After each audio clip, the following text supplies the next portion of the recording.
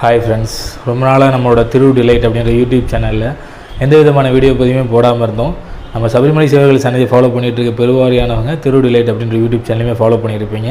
So அப்போ உங்களுக்கு சொல்லணும்னு தேவையில்லை என்ன நடந்தது, ஸோ எதனால் இவ்வளோ நாளாக வீடியோ பதிவுகள் போட முடியலைன்னு சொல்லிட்டு அன்னதான திருப்பணி, அதை தொடர்ந்து பிரசாதம் பிற செயல்கள், ஸோ இதெல்லாம் நிகழ்ந்துகிட்டு இருந்தது. ஸோ அதோட இன்னொரு சைடு ஒரு பேரலாக பார்த்தீங்கன்னா ஒரு 6 months ஒரு R&D பண்ணிகிட்டு இருந்தேன், ரிசர்ச் அண்ட் டெவலப்மெண்ட் பண்ணிகிட்டு இருந்தேன் ஸ்டாக் மார்க்கெட் ரிலேட்டடாக. சரிங்களா?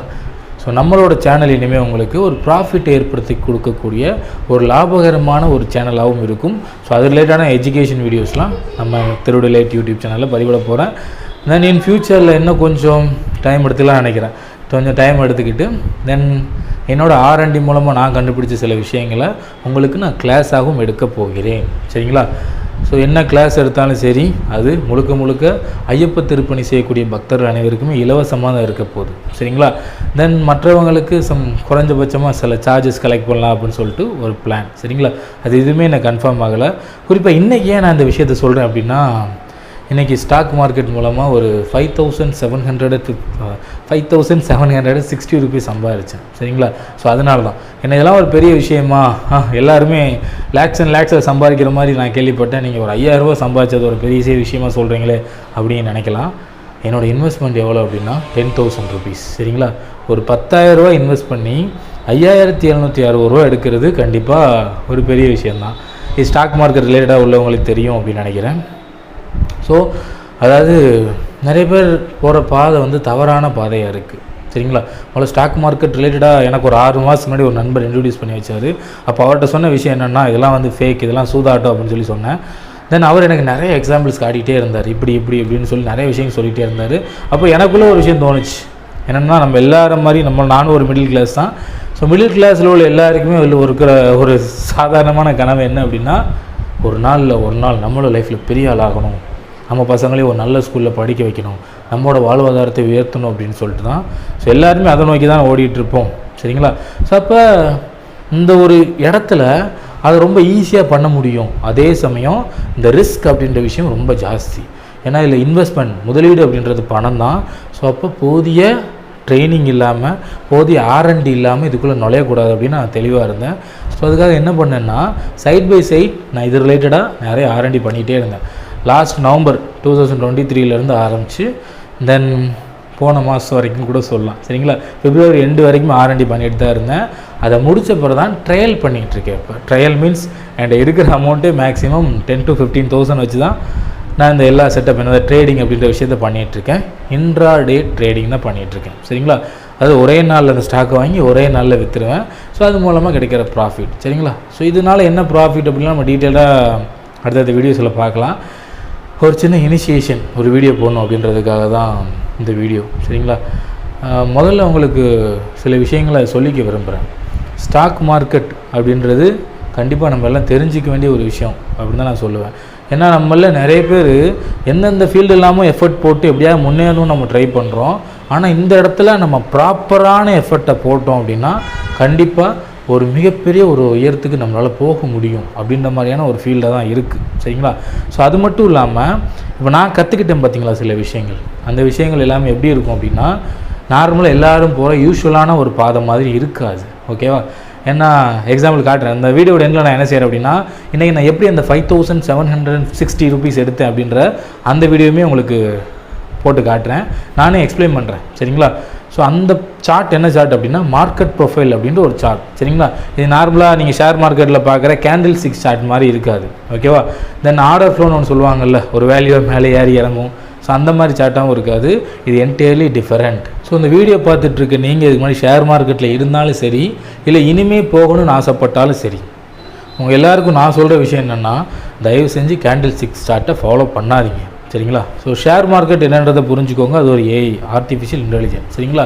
அது என்ன பண்ணும் அப்படின்னா, நிறைய தகவல்களை ஒன்றிணைச்சு ஒரு அவுட்புட்டாக கொடுக்குது. அந்த அவுட்புட்டை அது நினச்சா டேரெக்டாக கொடுத்துடலாம். அப்படி டேரெக்டாக கொடுத்துட்டா எல்லோரும் லாபம் அடைஞ்சிடுவாங்க பார்த்தீங்களா? ஸோ அதனால் என்ன பண்ணணும்னா, எப்போவுமே ட்ராப் பண்ணி தான் நகரும். சரிங்களா? இன்றைக்கெலாம் வந்து ரொம்ப ஒரு அருமையான ட்ராப் பண்ணியிருக்கு. அந்த ட்ராப்பில் விழுந்தவங்க நிறைய பேர் மிகப்பெரிய லாஸுக்குள்ளே போயிருப்பீங்க. ஆனால் நான் என்ன பண்ணேன்னா, அந்த ட்ராப்பை எனக்கு சாதகமாக பயன்படுத்திக்கிட்டு ஒரு பெரிய ப்ராஃபிட் பண்ணேன்னு சொல்லலாம். சரிங்களா? ஒரே ஒரு ஸ்டாக் தான் வாங்கினேன். ஒரு 760 ரூபாய்க்கு ஒரு ஸ்டாக் வாங்கினேன். ஒரு ½ அன் ஹவரில் அந்த ஸ்டாக் என்ன ஆயிடுச்சு அப்படின்னா ஒரு 4000 சம்திங்க்கு போயிடுச்சு. நான் என்னோடய இன்வெஸ்ட்மெண்ட் 760 ரூபா, அந்த 760 ரூபாயை கழித்து தான் 4000 சம்திங் எனக்கு ப்ராஃபிட் கிடச்சிது. சரிங்களா? ஸோ இதே மாதிரி தான். அது மாதிரி இன்னொரு ஸ்டாக் எடுத்திருந்தேன், அதே சீக்வன்ஸில் கொஞ்சம் ப்ரீவியஸாக எடுத்திருந்தேன். நான் அந்த சார்ட் வரும்போது உங்களுக்கு டீட்டெயில் எக்ஸ்பிளைன் பண்ணுறேன். சரிங்களா? கேண்டில் ஸ்டிக்ஸ் சார்ட்டை ஃபாலோ பண்ணாதீங்கன்னு சொன்னதுக்கான முக்கியமான காரணம் என்னென்னா, கேண்டில் ஸ்டிக் சார்ட் உங்களோட எமோஷனோட ரொம்ப அதிகமாக விளையாடும். சரிங்களா? தென் அதே சமயம் கேண்டில் ஸ்டிக்ஸில் உங்களால் எதையுமே கண்டுபிடிக்க முடியாது. ஒரு green colour candle, red colour candle, இது ரெண்டு தான் மாறி மாறி வந்துக்கிட்டே இருக்கும். இந்த மார்க்கெட் ப்ரொஃபைல் சார்ட் அப்படின்றது என்ன அப்படின்னா, ஷேர் மார்க்கெட்டுக்குள்ளே என்ன இருக்குது அப்படின்றத எக்ஸ்ரேவாக உங்களுக்கு போட்டு காட்டும். சரிங்களா? ஸோ அந்த சார்ட்டை உங்களுக்கு டிஸ்பிளே ஆகுது பார்த்தீங்கன்னா, இதுதான் மார்க்கெட் ப்ரொஃபைல் சார்ட் அப்படின்றது. இல்லை ABCD அப்படின்னு தான் இருக்கும். சரிங்களா?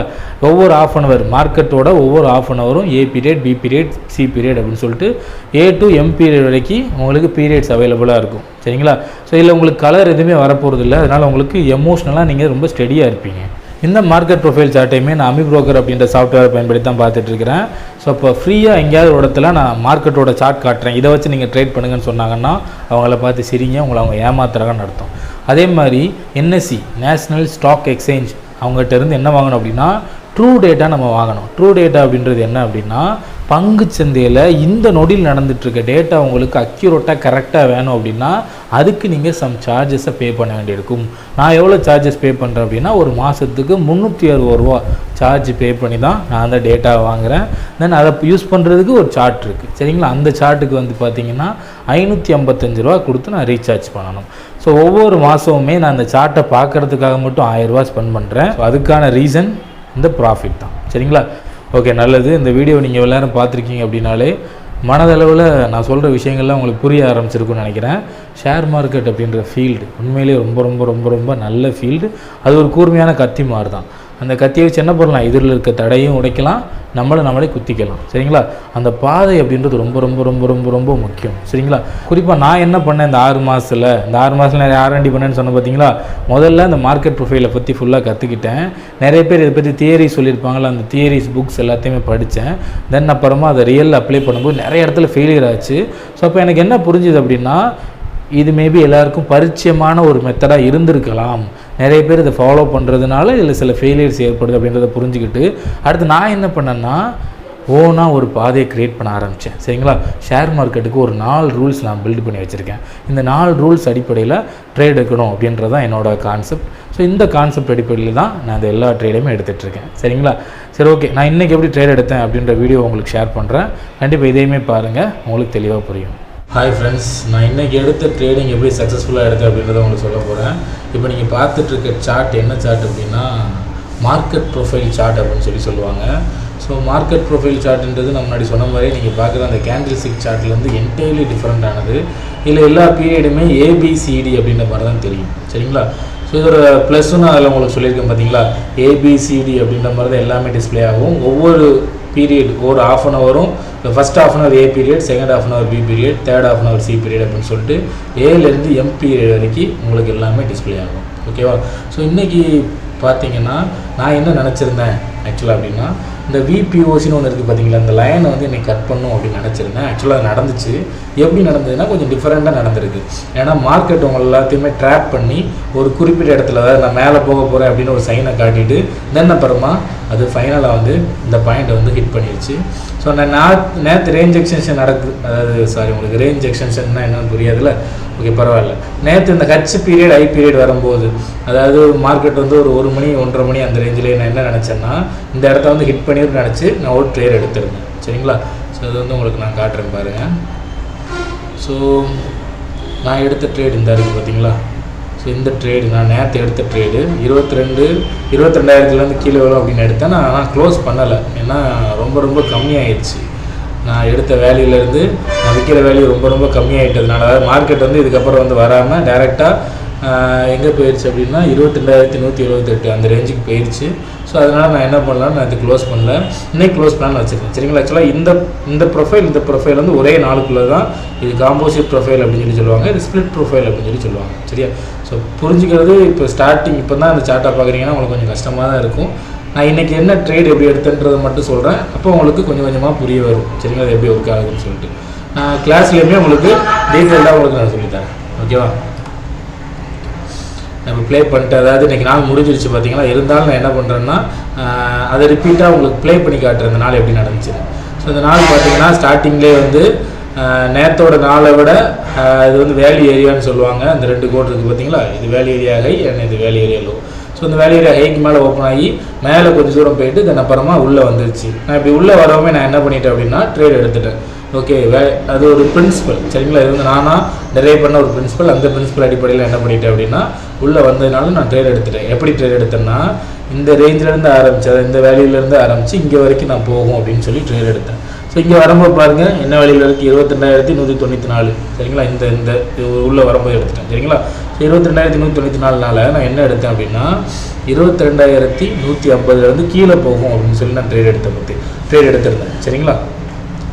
ஸோ இங்கே வரும்போது ட்ரேட் எடுத்துட்டேன். ஆனால் என்னாச்சு அப்படின்னா சி பீரியட் வரைக்கும் கரெக்டாக போச்சு. அண்ட் டி பீரியடில் என்ன ஆகுதுன்னு பாருங்கள், கீழே வரைக்கும் போயிட்டு இருந்தது, டி பீரியடில் கட் பண்ணி மேலே போக ஆரம்பிச்சிருச்சு. ஸோ இதுதான் ட்ராப் அப்படின்னு அர்த்தம். ஏன்னா எனக்கு மார்க்கெட்டோட டைரக்ஷனால் நான் முன்னாடியே கணிச்சிட்டேன். மார்க்கெட் வந்து கண்டிப்பாக இந்த பொசிஷன் தான் வரப்போகுதுன்னு சொல்லிட்டு நான் எப்போ கணிச்சேன் அப்படின்னா 16th கணிச்சிட்டேன், 16th கணிச்சிட்டேன். ஆனால் 16th அந்த மெத்தட் நடக்கலை. ஸோ அதனால் வெயிட் பண்ணேன். ஆனால் மார்க்கெட் என்ன பண்ணுது, கிட்டத்தட்ட ஒரு 2 to 3 மணி நேரம் 6 பீரியட் சரிங்களா. 6 பீரியட் வந்து மார்க்கெட் இங்கேயே சுற்றிக்கிட்டு இருக்குது, இந்த ரேஞ்சுக்குள்ளேயே சுற்றிக்கிட்டு இருக்குது சரிங்களா. ஒவ்வொரு ½ hour சுற்றிக்கிட்டு இருக்கு பாருங்கள். டீல் ஆரம்பிச்சு EFGH கிட்டத்தட்ட ஒரு 6 பீரியட் வந்து அங்கேயே சுற்றிக்கிட்டு இருக்கு. நான் மறுபடியும் ஒரு ட்ரேட் எடுத்தேன். என்ன எடுத்தேன்னா இது பீக்குக்கு போயிடுச்சு, தென் அப்புறமா அடுத்த பீரியட் பாருங்கள் ஹச் பீரியட் அப்படின்றது போக முடியலை. ஸோ நான் என்ன பண்ணேன்னா ஹச் பீரியடில் ஒரு ட்ரேட் எடுத்துருந்தேன். என்ன ட்ரேட் அப்படின்னா இங்கேருந்து மார்க்கெட் கீழே வரும் அப்படின்னு. இந்த வேல்யூ பாருங்கள் 22,292 ஆக்சுவலாக இங்கேருந்து ஓகேவா. ஸோ அப்போ நான் என்ன எடுத்திருந்தேன் அப்படின்னா 22,200 மார்க்கெட் கீழே விழும் அப்படின்னு சொல்லி நான் ஒரு ட்ரேட் எடுத்திருந்தேன் சரிங்களா. ஸோ இன்றைக்கி தான் எக்ஸ்பிரி டேட், 18ஆம் தேதி எக்ஸ்பிரி டேட் வச்சு நான் எடுத்தேன்.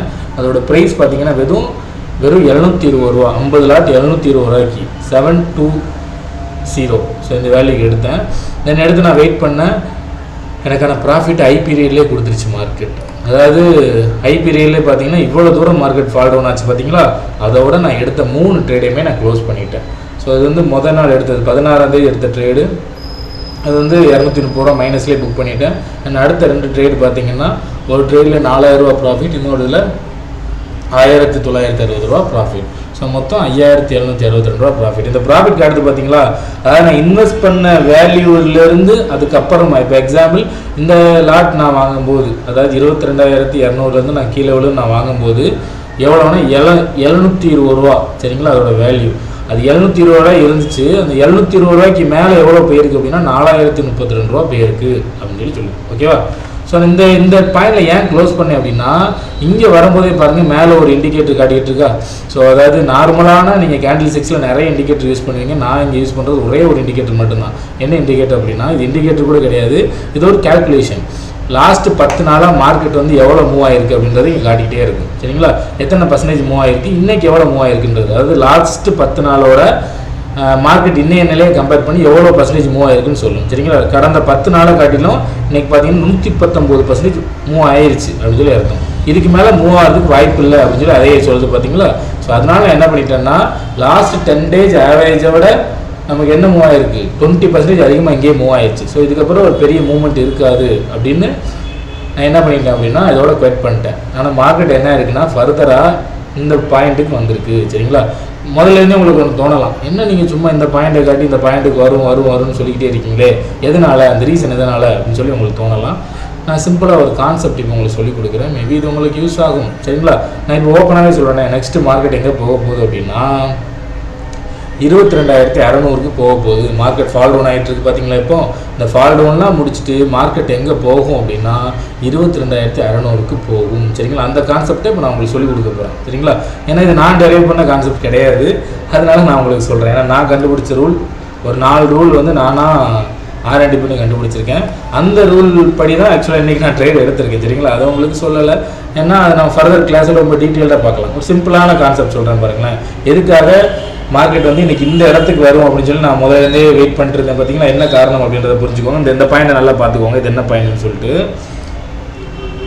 இந்த VPPOC சரிங்களா, இந்த பாயிண்ட் இன்றைக்கி வந்து கட் பண்ணியிருக்கு பார்த்தீங்கன்னா. அந்த பாயிண்டோட வேல்யூ பாருங்கள் 22,026 சரிங்களா. ஸோ இந்த பாயிண்ட்டுக்கு வரும். நான் எப்போலேருந்து வெயிட் பண்ணிகிட்டு இருக்கேன்னா மார்ச் 26 நான் வெயிட் பண்ணிகிட்ருக்கேன். ஓகே, மார்ச் 26 நான் வைக்கிறேன்.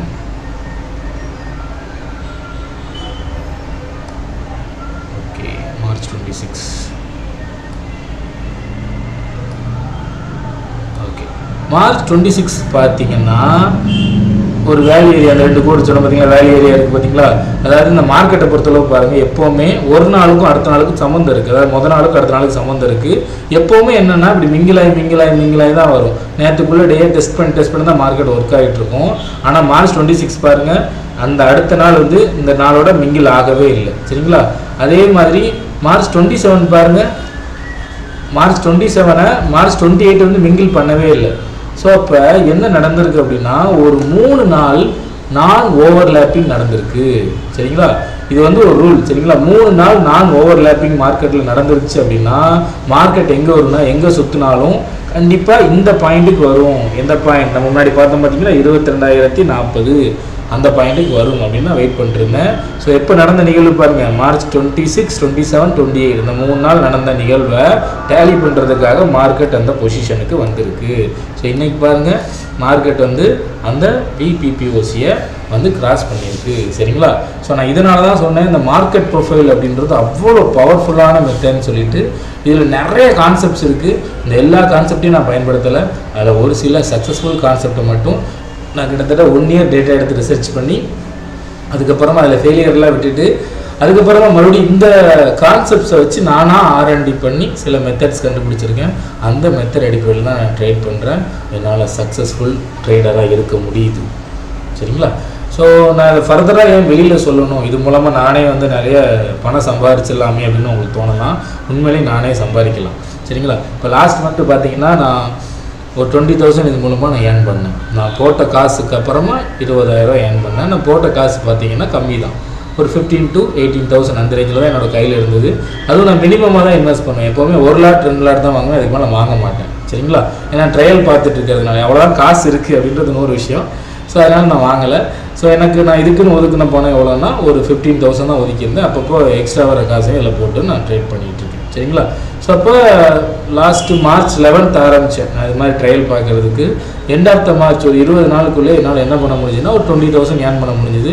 ஸோ அது மூலமாக நான் அம்மாவுக்கு தாலி வாங்கி கொடுத்தேன். ஸோ அது நீங்கள் நம்ம சபரிமலை சேவர்கள் யூடியூப் சேனலில் பார்த்துருப்பீங்க அப்படின்னு நான் நினைக்கிறேன்.